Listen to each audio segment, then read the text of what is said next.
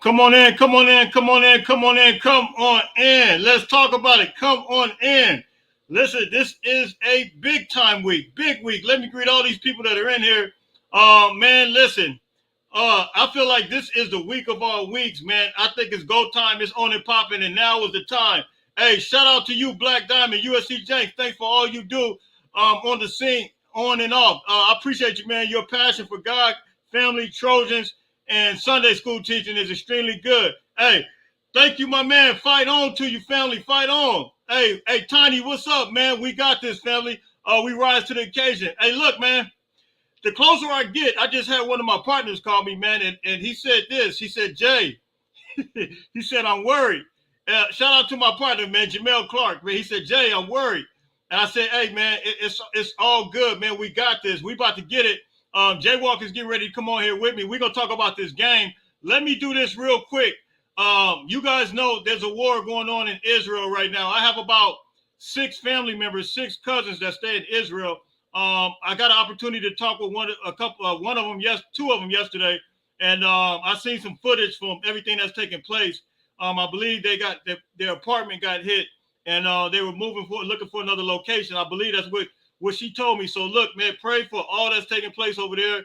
There are some Americans over there, including my family, that are on my dad's side of the family. So look, that situation is crazy. I've seen the footage; it's insane. So pray for everything that's taking place right now in the land of Israel right now, man. Let me continue to greet these people real quick. This is a big game. Hey, Cliff, absolutely, man. And we need to be on all behind the team. Hey, man, listen, we don't want to deal with no negativity. We want to keep everything. We're going to address these issues, me and Jay Walk, as soon as he gets on here. But look, man, we're going to try to move and grow with this thing, man. Absolutely. What's up, family? What's up, man? Hey, what's up?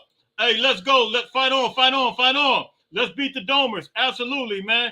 Hey, Phil Parker, my man. Phil is always on the case. What's up, my man? Fight on, my man. Fight on. Warren, what's up? What's up? Hey, I'm here in Charlotte by way of Pasadena. John Muir. Hey, shout out to John Muir. Is that Caleb Bullock School? Proud of USC, a proud USC dad and lifelong USC fan. Keep up the good, solid work. Hey, fight on, my man. Fight on. Listen. And we're going to get to some more of these, man. But the closer this thing gets, and let me shout out some more of these people. The closer this thing gets, it really, hey, what's up? It really started, I'm not going to lie to you. I feel like it's so much riding on this game right now. I really do. I almost feel like our season is riding on this. I don't know what it is. All of a sudden, it's like a feeling that came over me just today. And you guys know, those who follow me on Twitter, I put something up on my Twitter and I said, look, man, we got to be behind this team 100%. No bandwagon stuff. But the closer I get to this, I'm starting to get, I feel like everything that we need right now is riding on this. Now, here's the thing. I think that we have an opportunity to show the whole world, because if you look on all these different social media sites, I almost feel like the whole world is backed up. Our back is against the wall, and the whole world is almost against USC right now. I'm looking at Paul Feinbaum. I'm looking at several different media sites, and it's insane. Some of the things that we see right now. But here's the other thing. I feel like we've been in the Ritz-Carlton, we've been in the Marriott, we've been in all the luxurious hotels that you could possibly think of. And now we're about to go out to the battlefield. We don't have the opportunity no more to stay in a nice luxury hotel suite. Now we're about to go out there. We're going to have to put up a tent in the middle of the field, and we're going to have to fight. And that's the bottom line. We don't have any type of room to try to enjoy the luxury hotel anymore. It's straight battlefield time. It's going to be battlefield time. And the battlefield, sometimes it gets ugly. So, one thing I can say, as we stated before, we found out a different way to win. We found out that we can win coming from behind. Do we want to do that? Absolutely not. And we're going to go over these numbers. I'm just waiting for Jaywalk. He said he'd be on here in a couple of minutes. We found out that we can win coming from behind. That's number one. Number two is we found out that we can go on a 28-3 run, which is hold Arizona, a team like Arizona, a team that was very effective against a team like Washington. But here's the thing. I don't think we can get behind in this game.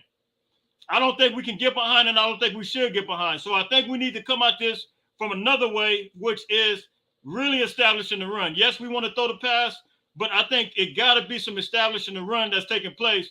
And I think that USC will be effective when they're coming into this thing. So here we are, and we got Jay Walk. What's up, Jay?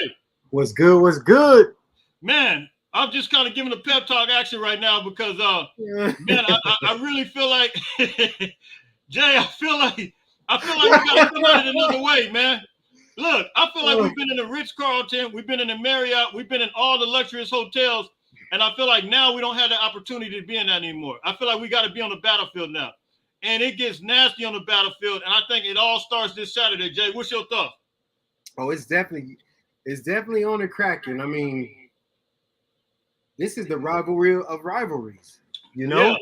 Like ain't no time to hold back or hey, let's save it until this particular game. No, saving is gone. Forget about saving. Oh no. We can forget about saving. It's wartime. Let's take it outside. That's all it is. Yeah. I mean, what up, everybody? What up, Trojan fam? It's time to actually nut up. This is it. We got to get it, man. We got to get it. This is the beginning of our playoff run. Right. It is, man. It is. And it's no time. And we're facing a Notre Dame team who, even though they had a couple of, some losses on their record, we're facing a Notre Dame team who's, look, they're going to defend their house. They've already lost at home one time against Ohio State. It wasn't pretty. They had an opportunity to win that game. They should have won that game. Yeah, they should have. Yeah, they should have won that game. And we're gonna face a Notre Dame team that's gonna give everything that they have within them. Jay, you played there, man. You could talk about. I've seen some people hit me in the comments. Jay, they probably gonna be growing this grass, man. All kinds of crazy stuff. You could talk about real quick before we get into this game. Talk about just playing at Notre Dame and what the different elements that's gonna be taking place. Well, first of all, I mean, that stadium, bro, is it just doesn't feel good to be in that place. I don't know what it is. For me, it's just it's like an eerie, creepy. It's different, huh? You just don't feel good. You're excited. Now you're excited because the nerves are so high, the adrenaline is high, but it just feels like stale. It feels like you're like I could just remember kind of like the butterflies in my stomach when I played there. I felt so sick. I was nauseous that game. I remember you saying you were sick. It just was an interesting feeling, and like I was listening to a podcast with my bro Dion Bailey. He came with it, man. I want to talk about some of the things he said too. I sent it to you, right? And Keely Ewart, I don't know, but I always tap in with Dion. Yeah, that's my dude, man. That's my ace right there. But he was saying like when he played there, he could just remember like his legs feeling rubbery, and I was like, I know that feeling. Like it's just something else about that exact matchup, particularly in that stadium. And then you got what they call touchdown Jesus or whatever. Yeah. And it just one of those games that like it just feels like it's a little more weight on it. It was that way for me. And I'm from Chicago, so all my people, they're low-key Notre Dame fans just because it's right there in Indiana. Like we lived about, just a few hours away from South Bend, Indiana. So yeah, man. I didn't realize how close that was. It really is close to Chicago. I've never been out there. I've been in Indiana, but I've never been out there. But I realized that it's pretty close to Indiana. And everybody pretty much says the same thing. But shout out to Dion. I remember a couple of days ago he said something very interesting. Kind of some of the same comments that I've been making on here. You've been making on here just about, and we'll get into it about players being in place. And he alluded to that the players were in place, but they just didn't make the tackles. And, right. And we talked about that. So we'll talk about that as it relates to the defense. What are some of the things that you think we need to do as far as the changes? Because if you look at what we did last year against Notre Dame, we were very, very effective. I said 95 yards. We held them 95 yards, but I had that wrong. That was UCLA. We held to 95 yards. We actually held him last year to 40, estimate the same running back. held estimate last year to, let's see, we held them to 6 carries for 43 yards. And, I noticed that when we did that last year, I don't know if you remember this, that it was like, okay, where did this, because they said that we were going to get ran on last year. But it's like, where did this run defense come from? Because we did it against UCLA and we did it against Notre Dame last year. It looked like we were just more geared toward that. So that lets you know that Alex Grinch can make some type of adjustments. And I think we should make the same type of adjustment. What's your thoughts on that? Well, here's my feeling from what I can see on film from the tail end of last season to what I'm seeing now. It seems like our team can play pretty well when the box is tight. Yeah. Like when we just have a true run fit responsibility, we can commit to that run, that gap. We can commit to it, get excuse me. Forgive me, guys. I'm having some allergies and asthma issues today for whatever reason, but it's all good. Just keep me in your prayers. Yeah, no doubt. It seems like when we condense the box, we're pretty sound to play like that type of like collision football. Where I think we get trouble is when we get spread out and the gaps are wider and the run fits are wider and the run fits move with the progression of the run play. Like when we get spread out, that's where I feel like we're more likely to get stumbled up in the running game. But when it's just like, okay, downhill football, smash mouth, our D-line, their O-line, our linebackers plugging gaps, getting their fits, thudding guys up, wrapping up, I think that's exactly what we're actually well-equipped to do. We're well-equipped to play that way. When it's just true, like, hey, fundamentally sound football, let's go. The issue is, I appreciate you, DT. Yeah. But when it's like the spread stuff and it's gadgets and it's misdirection and it's like eye concentration drills, those are the types of things that we've been showing that we can be a little bit 50-50 on at times. Yeah, yeah. And as I stated, we did it last year. So I'm praying that, when you look at the rotation, it's no time for more. We talked about the mixing and matching of pieces and mixing and matching of players. I think it's time out for that now. I think now I believe that you got to have, and I would like to see this. I'm just going to call it like it is. I would like to see Bear Alexander next to Keon Bars. Absolutely. When you're talking about a big front like we're going to face in Notre Dame, I don't, I love Stanley, but I love the other rotational pieces. But I just would like, let me just say this. I like to see Jamil. I'm going to call out players. I mean, because there's no more time to be trying to patty cake it no more. We were trying to get a feel. So I would like to see Jamil Muhammad. I would like to see Keon Bars. As far as the defensive front, I would like to see Bear Alexander, and then I would like to see Solomon Berg. Starting out there, and then you rotate them other guys. What you thinking, man? To me, you cannot go wrong with that's a monster lineup. That's a monster front.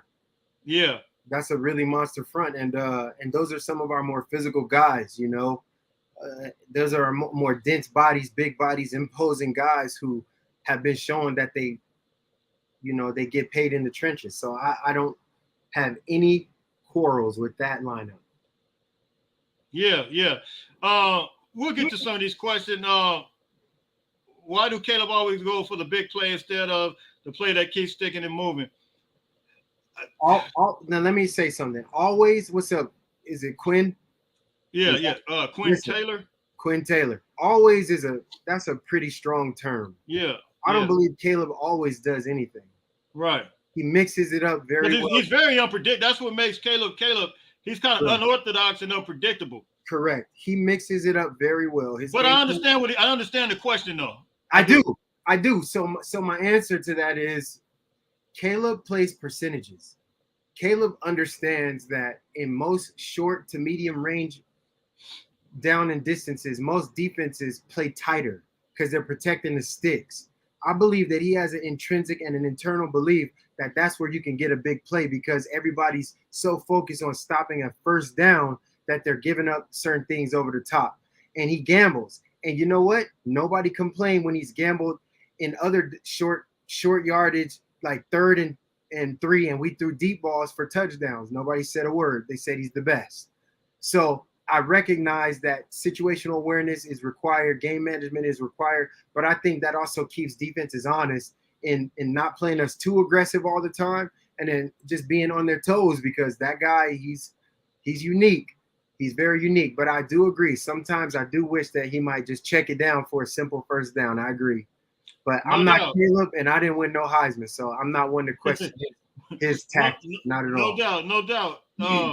Mark, you said, do we get Branch back? I heard that he's supposed to be flying, so hopefully that means that he's gonna play. I seen Yeah. him practicing, warming up. They were throwing the water at him. You know, the weather's gonna be kind of shaky, man. You guys already know that, and you know, I don't know what was the weather like.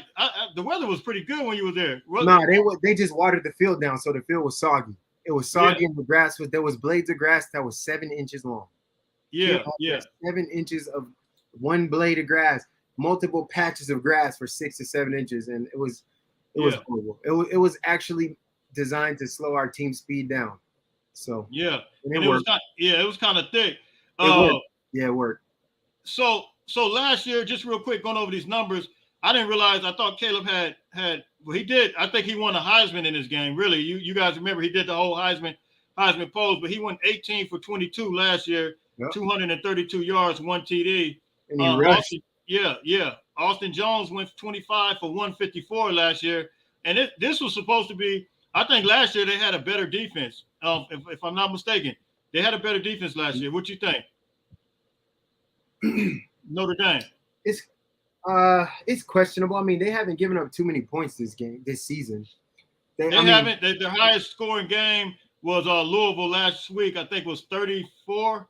I want to make sure that's right. I think I got it. They've been playing solid defense. So, but then again, I don't know. Our offense is a little different this year as well. So, and we have a different running back. Really, to me, the matchup that I care about is our defensive line and our defensive linebacking core against their offense. That's what I care about. Yeah. I believe our offense. I think our offense recognizes some of the errors that, and I don't even want to call them errors, but just inefficient patterns. And I don't believe that we're going to start that way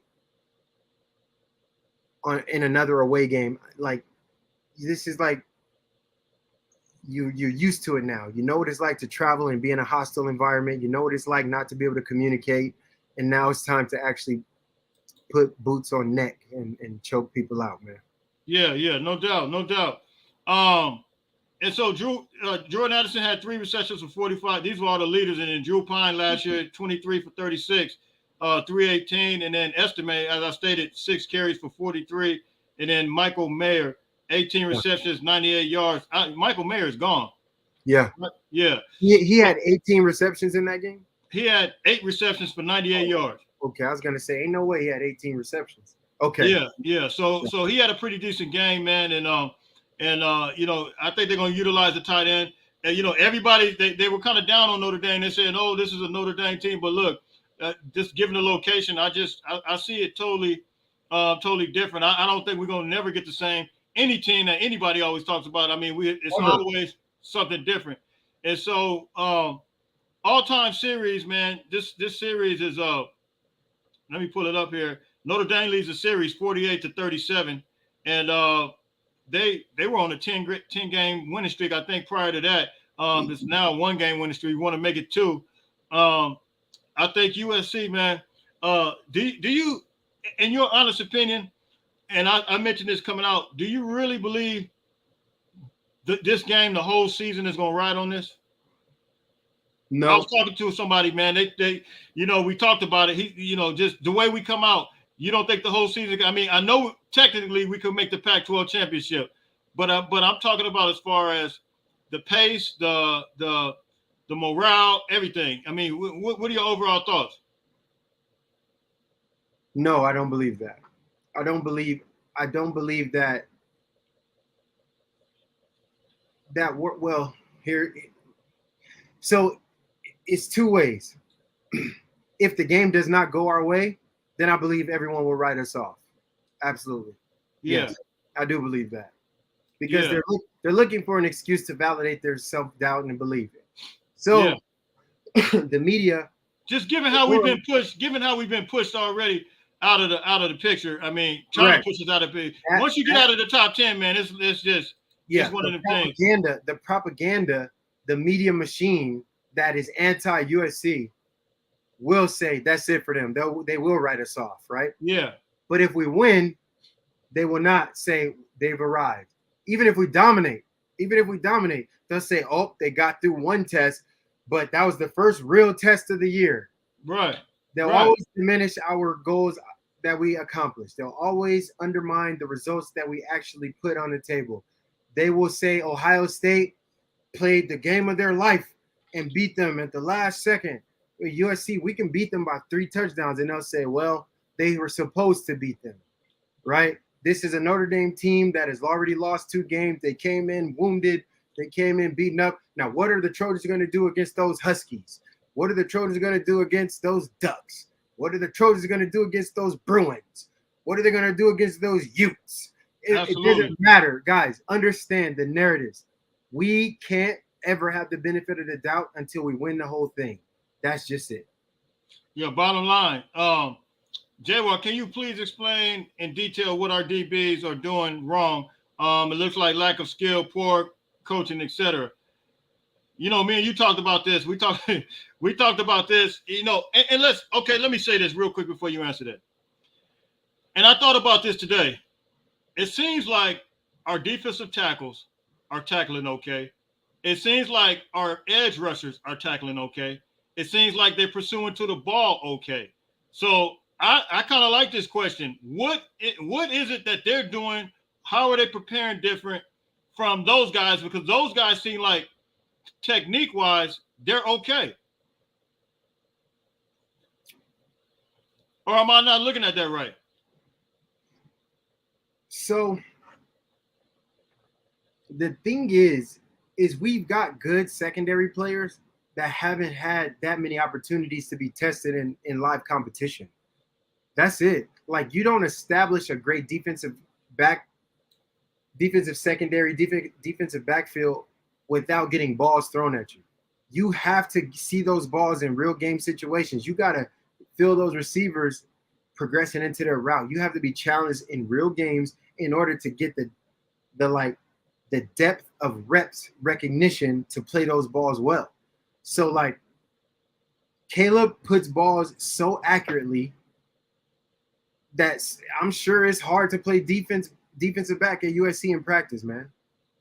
I'm sure it's hard. You don't get many chances to break passes up. You don't get many opportunities to jump in front of bad balls. Yeah. Right? So, like, please understand, like, mostly our DBs are probably shadowing guys and not getting the close looks that they're getting until they're in the game. Yeah. And we got a Miller Moss quarterback and a Malachi quarterback. These guys can throw the football. So then when we get to games, you haven't had enough opportunities to get bad balls and break up plays and play physical with receivers and be aggressive with guys enough. I don't know. I'm speculating. But all I know is I see our corners are in position for the most part enough to start being more comfortable to make plays on the football. We'll just have to see how it pans out. I got a lot of love for this secondary because for the most part, the guys are there. We just got to make plays and trust some of the techniques our coaches are teaching us. No doubt. Thanks for Preston. Thank you, man. Hey, flying into South Bend on Friday for the game. I think we see a positive turning point for the season Saturday. Hey, I totally agree. I'm gonna get to some of these super chats. Marcellus, what's up? Hey, thank you, man. Do we know if Zion Branch is playing? Hey, he caught the flight. I believe he's catching the flight. So I think, hopefully he plays. Big Keith, what's up, my man? Hey, Big. Hey, I'm praying that he plays, man. Praying. Let me get down to this super chat. And then we'll get to some of this information real quick. Hey, Romney. Thank you. Hey, thank you. What's up, guys? Please keep pressing fans to enjoy the Army. Hey, man, thank you. The game and hope we win. I think that's something we really gotta focus on, and I kind of addressed that on my Twitter today. I kind of blew it up. But hey, man, let's enjoy this ride, man. Enjoy the whole ride. Just enjoy it. It seemed like it's kind of been unenjoyable because it's been a lot of complaining all online. You got to enjoy this ride, man. I'm totally agreeing with you. Guys, it's a lot of complaining. Like, we're the most whining, undefeated team in the country. Like, why? Why is everybody whining so much? Nothing is ever. I've never seen anything like it in my life. Nothing's ever going to be perfect. Life is not perfect. Hey, Jay, here's what I'm gonna ask you. I'm gonna tell anybody this: your kid, your daughters, when they out there on the soccer field, or even them out there in the audience, if your son makes a mistake, are you gonna say fire your coach? Are you gonna tell them to fire the coach? I mean, like seriously. I mean, I mean, Well, I'm different. I'm gonna go down there and coach it myself. yeah, I'm a stiff arm to move. You don't know what you're doing. Let me coach my babies. yeah. No. But really, what I'm going to understand is what the coach is trying to do with the overall body of work that their team is. You got to understand that the coach knows our players way more than we do. You may think you know because you have an opinion, but your opinion is not a fact, nor is mine. My opinion is not a fact. I can only speak on real life experience, what I can observe, and what I can forecast they're trying to do. And with that being said, the way our team plays is we still have a very opportunistic style of defense. Okay. That means when it works, it's really going to work and we're going to feel great. And when it doesn't, it's going to be a very big hit or miss style. Well, that was the same way it was last year. We were leading the nation in turnovers. And which right now we're pretty much leading the nation in tackles for loss, right? Tackles for losses, yeah. So it's not like we're not doing things defensively productively. It's just, I think fundamentally, we have to do some of the most base level things simpler. I do, now that I've watched enough games, especially the away games, now that I've seen us in conference, I will say it is my opinion that our defensive scheme may have a little too much flexibility, too many rules for athletes to have to adjust. Well, explain that, because I don't think a lot of guys know. When you say the rules, they're constantly looking at, for those who don't know, they're constantly looking at the wristband because they got so many different things going on. Can you kind of right? So our defense is designed to play fast and be disruptive. It's not 100% designed to match people one-on-one. We have a tricky defense. It's not like what people would consider a true like matchup style defense. Like I'm having a hard time expressing it because I'm not in the defense, but it's just from what I can see.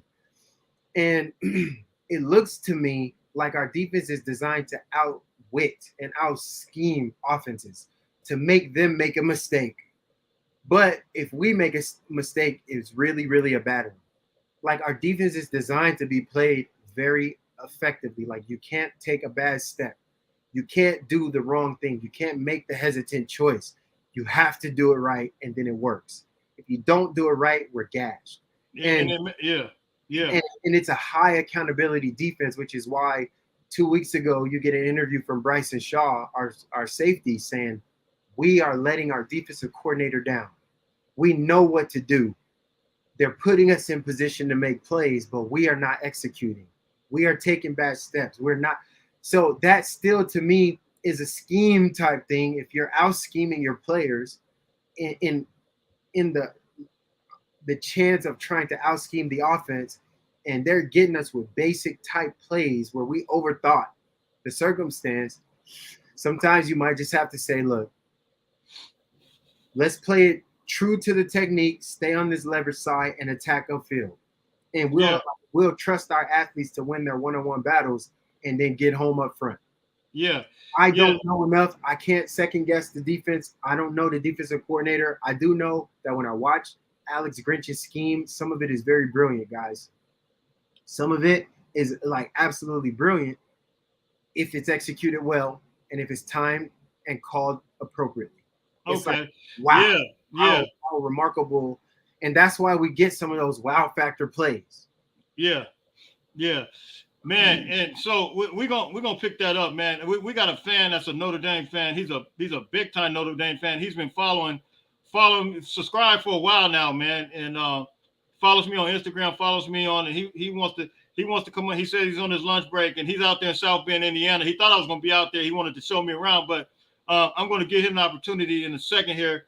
I just sent him the link. Just allow him to come on, man, because he's been steady with it. Never met him, but his name Walter Mackey. We've seen him A lot of people seen him in the chat, but he's a big Notre Dame guy, and I'm gonna allow him once he clicks this link to get on in. So yeah, man. So we're expecting that the defense to definitely do some things, and our offense, and we'll talk about that real quick, and he should be coming in. But our offense, real quick, is let me pull it up here. I'm lost in the sauce with this. So let me say this: like our logos are SC. Those are our pretty much that's our insignia. You see it, SC, right? Yeah. That's what we represent. Cardinal and gold, Southern California. But the essence behind SC is SB, all right? And you need a lot more SB from the USC fans. SB stands for self-belief, all right? It is exhausting defending a team that's undefeated. It's exhausting defending a team that is actually producing more this year than they did last year. Yeah. And what categories? We talked about the tackles for loss, but all of them. Yeah. All of them except interceptions. Yeah. And I think, it's a high risk, high reward type thing, and it's hard for people to really grasp that. And, the points, man. I mean, when you look at the yardage, I think I put it up earlier this week, and it was not disrespecting Oklahoma's game. I mean, they had a big game. They won that game. But I'm just giving out yardage-wise. That I think they like to pick and choose as to who gives up the yards, what team. I mean, they think Arizona, is not even close on the same level as Oklahoma, of course, the San Jose State. I mean, look, man, these are high-caliber offenses. I mean, these guys, production is just offensive production. I mean, however you want to slice it and dice it. What's your thoughts on that as far as Oklahoma giving up 527 yard-wise? Yeah, I mean, the fact is they're going to just say Texas was that much of a better team and they expect Texas to be able to put that many yards up. Right. But at the same time, those are still yards against that defense. It doesn't matter who it is. And that's the point I was trying to make. Because I strongly believe. Come on, Walter. You can come on now, my man. Come on in now.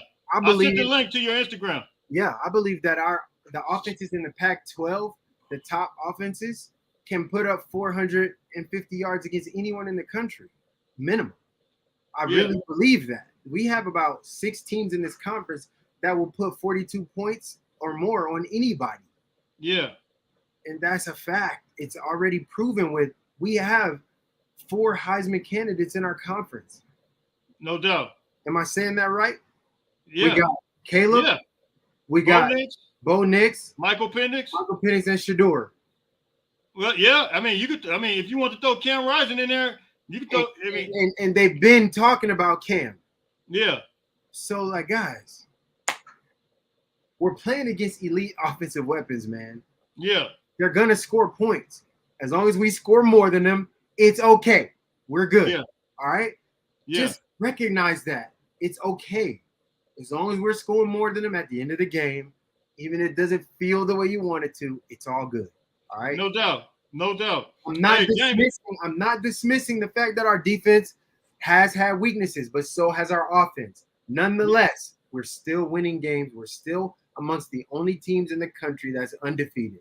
Let's keep fighting on. It's 14 teams in the country right now, I think, that are undefeated, and USC's one. Only a few teams that are bowl eligible. Of course, some had a bye week. USC's one of them. All right, Jamie, what's up, my man? I think you live in the Chicago area. Shout out to USC J&J Walk. I'm heading to South Bend on Saturday. Trojans will be making a statement. Hey, I totally believe on the Irish, man. So USC coming into this game right now is ranked number 1 still as far as points per game.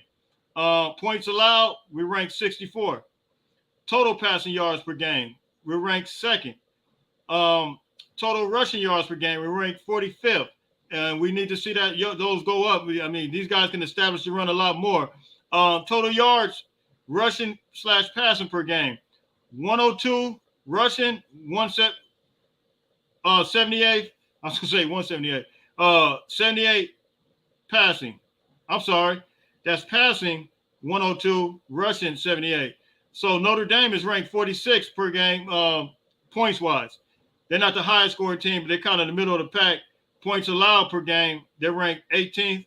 And then which means they have a pretty good defense. Total passing yards per game, they ranked 48th. And then total rushing yards, they're ranked 51st.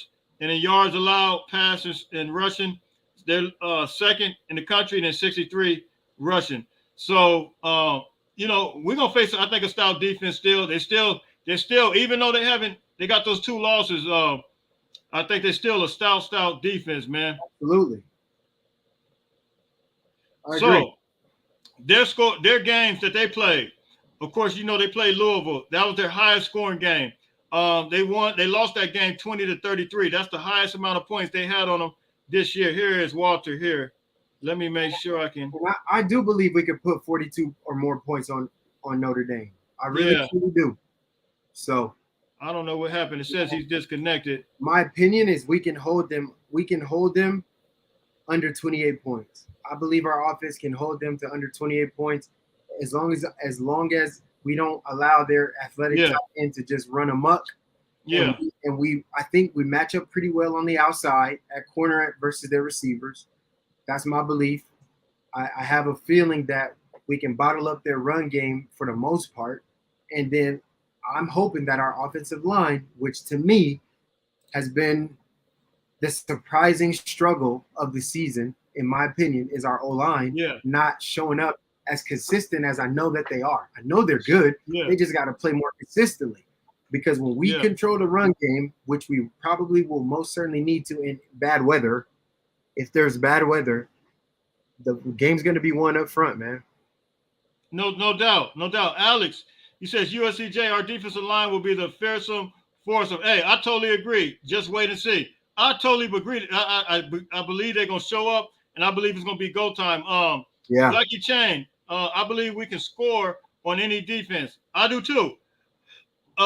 Whether these guys stack the box, I don't know if they're going to play that. Arizona, they showed it different. I mean, I heard some say that they feel like, look, this is the blueprint of how to beat USC. But look, man, there's some things that I've seen within our offense that we could have capitalized on that. Do I think we were caught off guard? Well, Lincoln Riley even said that they weren't. Walter, I can see you coming in, man, but for some reason, okay, there you go. For those who are on here right now, this is a Notre Dame fan. This is Walter. He lives in South Bend, Indiana. He's been following for a while. I'm going to add him in here. Walter, man, what's going on real quick, my man? How you doing, man? What's up, Walt?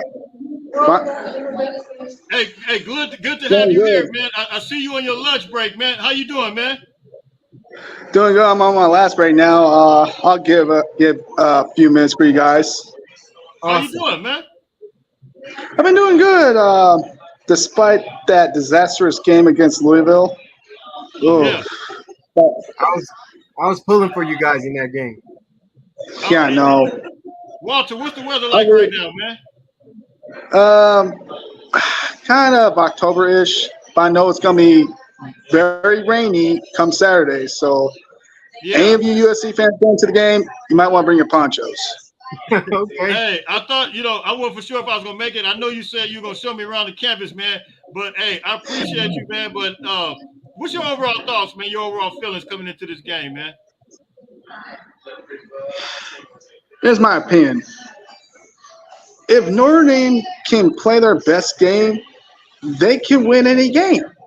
But they need to stop making these dumb mistakes and quit slacking when you're past the 50.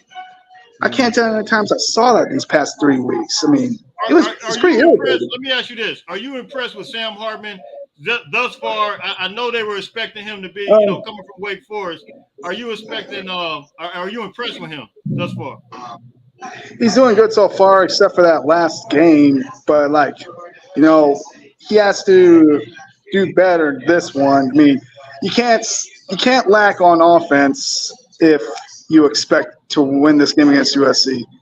I mean, you don't want Kay Williams to have the ball too many times, and you got to dominate time possession, and you got to score with touchdowns, not field goals for those guys. No doubt, no doubt. Hey, Man, can we I ask you- definitely appreciate you taking the time and coming on here. Jay, you had anything you want to? Yeah, I just want Walt, I appreciate you coming on, man. That's awesome. It just shows the fellowship that we can have within the college Yeah. football, the college football family, right? But my question is how do you feel about your offensive line? Last week was just atrocious. What was that all about? I mean, you let these guys just go right through you. I mean, if I was an offensive line coach, guys, I love y'all. But maybe you have girlfriends. Do you think your girlfriends feel protected by you right now?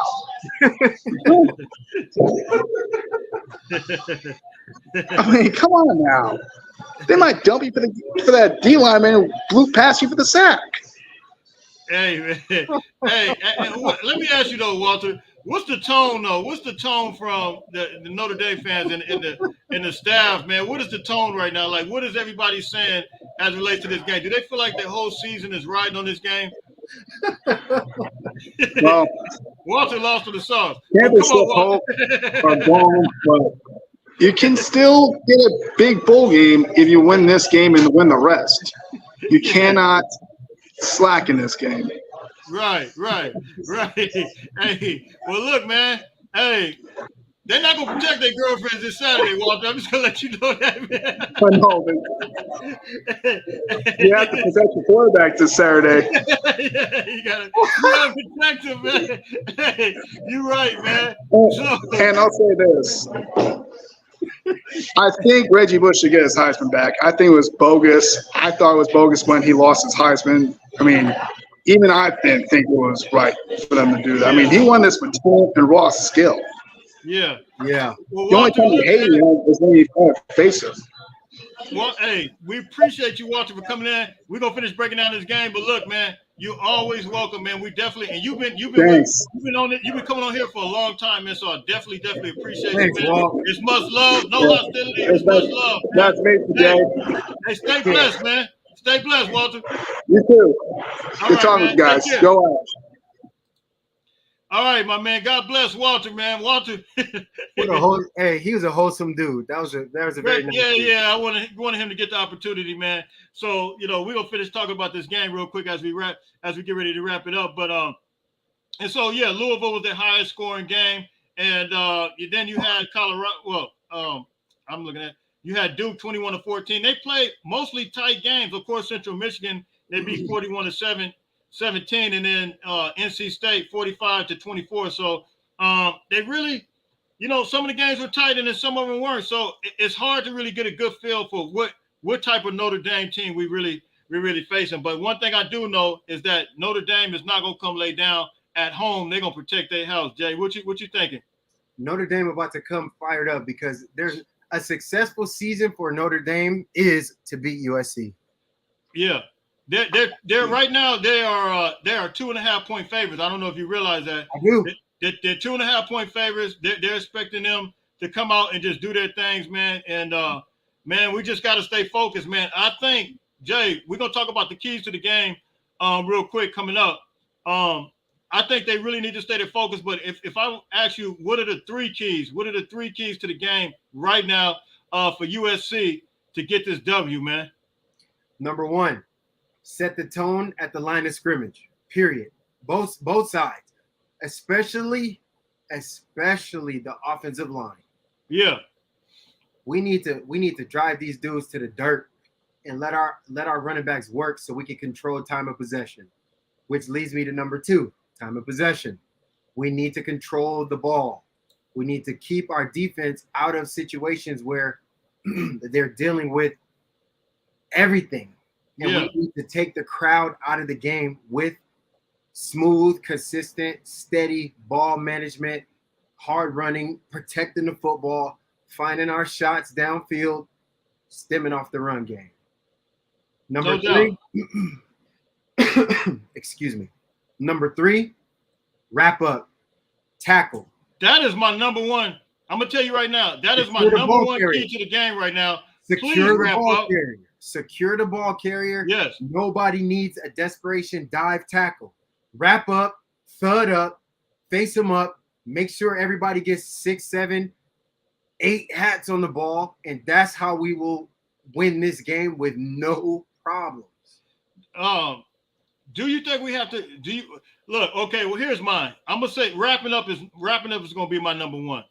That's my absolute number one. I think the defensive line, my number two, key to the game. I think the defensive line has to be extremely aggressive, the same way they were last year.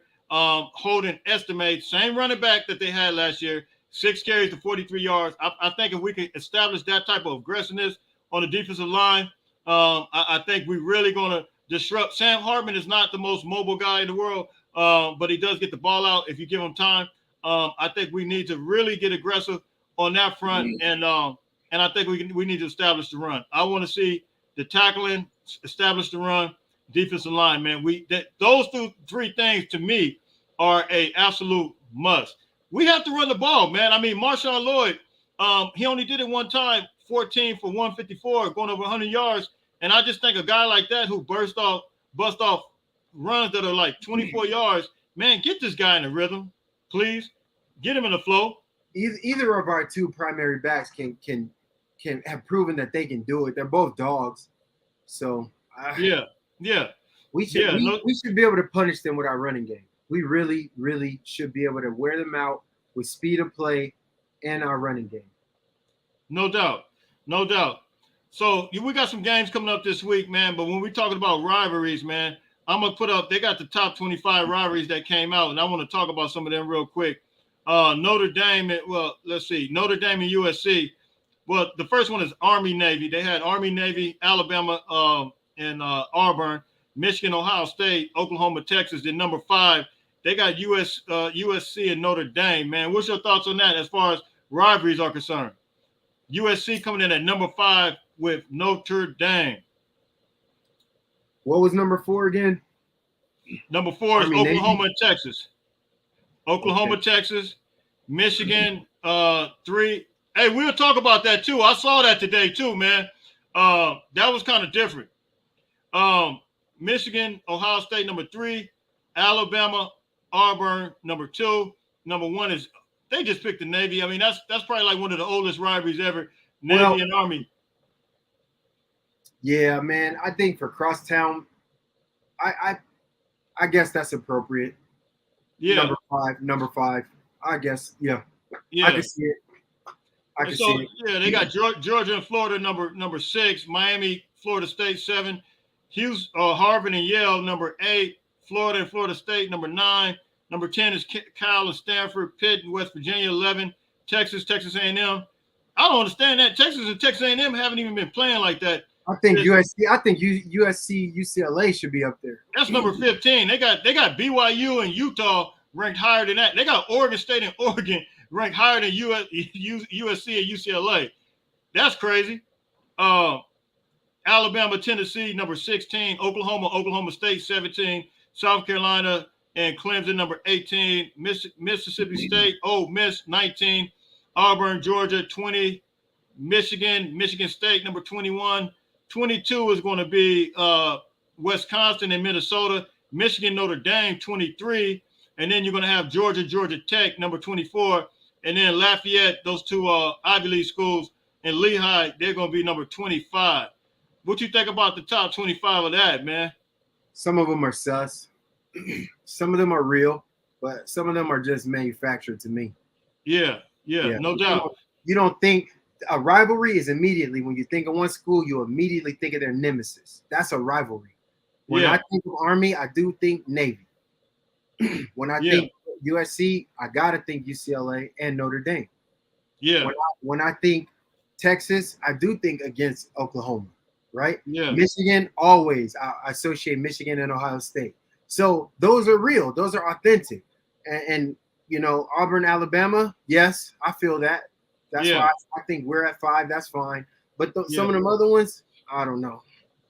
Anyway. So look, Jay, before we get out of here, we really got to talk about. A lot of people will make a reference to Lincoln Riley's comments coming from this press conference this week, and some of the things that he said. And here's a statement right here. I want to get it to you. He says, "I like it, and I want to see what you think about this. What are your thoughts as far as that? Do you think we were holding back kind of because of that?" Let's listen to this. He says, "I like the job we're doing. He says, I think we're set up to play really well the second half of the season. And I can promise you, he says, I can promise you, inside these walls, there is no expectation other than to play high level here the second half of the year. What's your overall thoughts on that statement? Do you think any type of holding back as far as players or anything, or is some adjustments going to be made? Adjustments have to be made because what we've been proving is the way we're doing it as it stands, as constructed, the way we've been doing it, we're cutting it too close for comfort. Yeah. It feels a lot better to win comfortably. A win is great, but to win with style and a cushion and mostly dominating fashion, that's always going to feel better. And the reason why we're not getting the benefit of the doubt from the national media is the fact that we're making everyone uncomfortable with our victories. Yeah. TCU lived their whole season like that last year. That's how they won 6-7 games last year. Well, I may end up doing it. I'm gonna go through it. Did I tell you that? I think I told you about that. TCU. I think I did. No, USC priority. I said USC is last year's TCU. Looks like it. I really feel like that. I want to be that because they lost in the national championship. So but the thing is, when I looked at their schedule and I remember looking at their games, it just seemed like they were living on the edge so many times last year. And I'm hoping we can be just a little bit better than that because I think we're more dominant than that, and I believe it was too stressful, man. I have this inclination that the athletes recognize the call that's in front of them. I believe that these last 6 weeks have been and 7 weeks actually with the bye week have been very instrumental in creating cultural bonds. And now I think players are learning more about one another and in their strengths and weaknesses or the areas of improvement that are needed. And I think our coaches also have a greater gauge of the talent that we have that works together. So I think we will see some more cohesive gameplay. And I'm hoping, not expecting, but I'm hoping that the athletes compete to the potential of their talent, which is very high. Yeah. And we're going to get into I totally agree. We're going to get into these score predictions. Danilo said 42-24. Jay, I want to get your score as well. Real quick, I want to touch on some of this real quick. Let's stay positive, Trojan family. We are 6-0. Absolutely. We go 1-0 every week. That's the way we got to look at it. 1-0. Put the past week's negative thoughts and concerns behind. We will fight on. Absolutely. No doubt. Hey, John, Sam Hartman's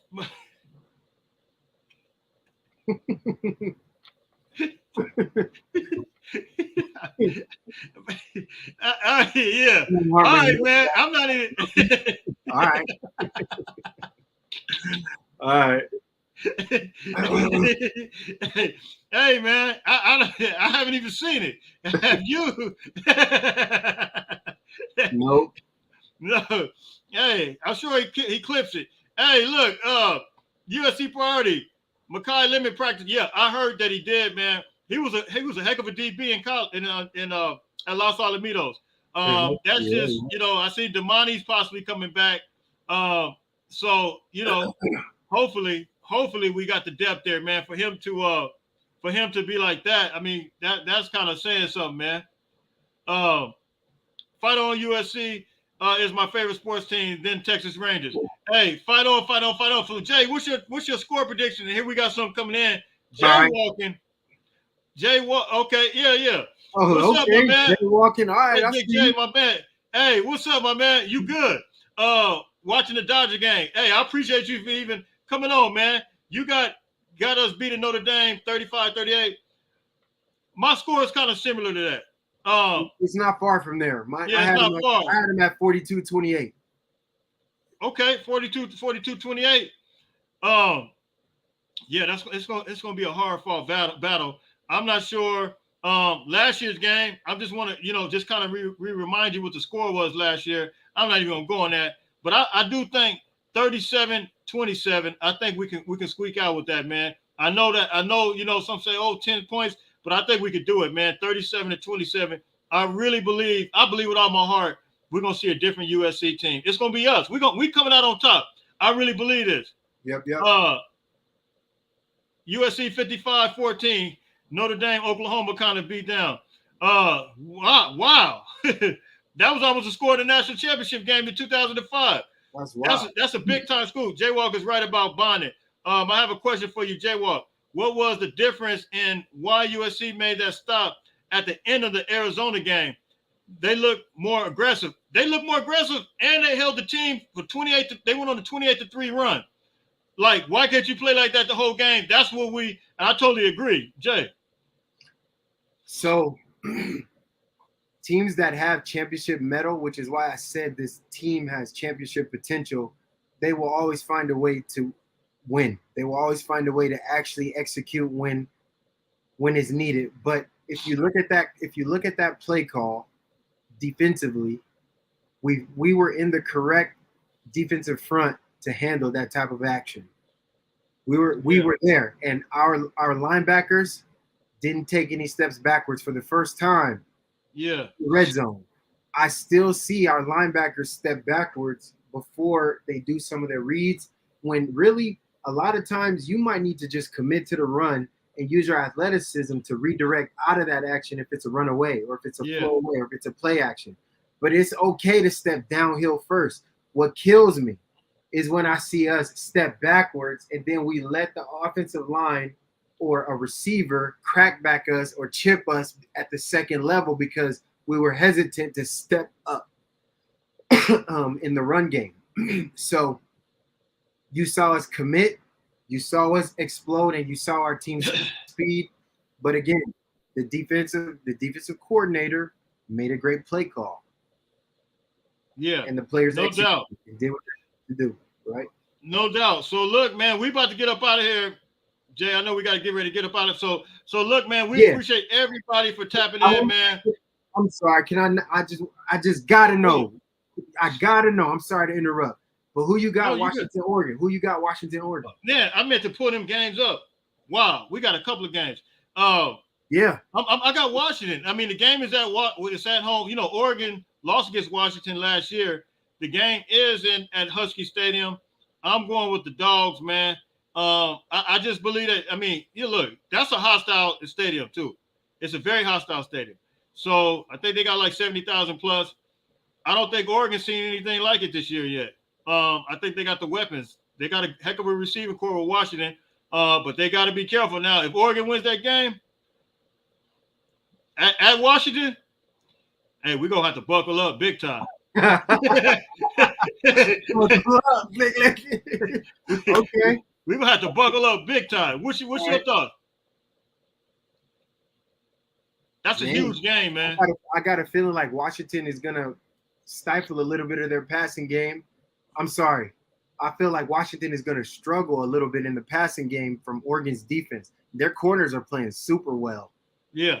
Oregon's corners are playing very well, and I haven't seen enough from Washington's running game to help me think that they. I haven't seen anything from that at all. So if Oregon bottles up the passing attack like Arizona did, I don't know if Washington can score with Oregon. I think Oregon. Let me ask you this question: Do you think Oregon has a much better defense than Arizona? I think they're similar. Arizona has some. I think that some of their corners are like 6'3". They have some big boys out there. To me, they are as athletic. They're similar to me. Yeah, and you know what's crazy is I didn't even realize this till I seen Bear Alexander linking up with his former teammate. They got transfers at Arizona from Georgia on the field. They got transfer Big Seal. You remember Seal, the defensive tackle? He was over there playing. He had some snaps. I'm like, where did these big old dudes come from? And they hit the transfer portal hard, and I don't think it wasn't magnified. A lot of people didn't realize that, man. They have some big boys. Yeah, they have some dudes, man. So Oregon has a more balanced offensive attack. If the pass isn't there for Washington, it's scary for them. Yeah, they do become one. I agree. I just don't think. Hey, I agree with that part, the run game, but I don't think. I want to see Oregon struggle at Texas Tech, man. That I just got a hard time with that. Oregon almost lost against. They really should have lost that game when that defensive end intercepted that ball and the referees overturned it. I think the game was 31-27. It was like a 1 point one-score game. Yeah, that's true. If Texas Tech plays, if Oregon plays like that, I just don't see them beating Washington. I mean, Texas Tech, Tyler Shaw for Texas Tech, the former Oregon quarterback, he was lost in the sauce, just throwing telegraph passes, man. And I watched that game pretty close. Whichever team Yeah, turns the ball over most is definitely going to lose that game. no doubt about it. Yeah. I'm from Austin, Texas. We live in Texas and Texas Aggies, but I'm a USC fan. I usually will cheer for Texas since I am from Austin. Hey, man. Hey, shout out to, you got the former USC assistant, Steve Sarkisian. Shout out to him. I like what he's doing at Texas right now, man. The facilities are phenomenal. Everything is, they're building big things out there.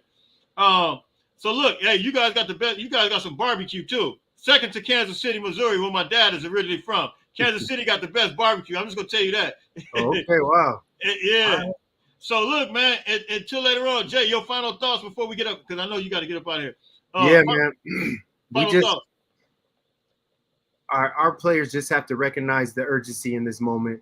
Starting slow is absolutely not an option. We can't make fundamental special teams mistakes like squib kicking the ball when we need them to be pinned deep. We can't press in wet situations, try to, throw a lot of deep balls down the field if the ball conditions and the field conditions are not there. We have to secure the ball and not play above our heads, not let the crowd get into our psyche, but really embrace this moment and finally sever, like let's chop off all the cancer that is happening within the culture, whatever it is, and let's tie up all the loose ends with like the lack of making plays when you're in position to. Yeah. Like this could be a huge opportunity for the team to finally say, okay, we've made enough of the mistakes that we know we shouldn't. We've admitted that we haven't been playing our best ball. So let's put our best ball out there and then let's show the world who we are, how talented we are. These athletes, they have that potential. I'm ready to see it. Ready to see it manifest. Yeah. It's a big game, man. So look, man, until later on, everybody stay blessed. Thank you for everybody for tapping in, man. Until later on, we out of here, man. Fight on, fight on, fight on. Fight on, guys.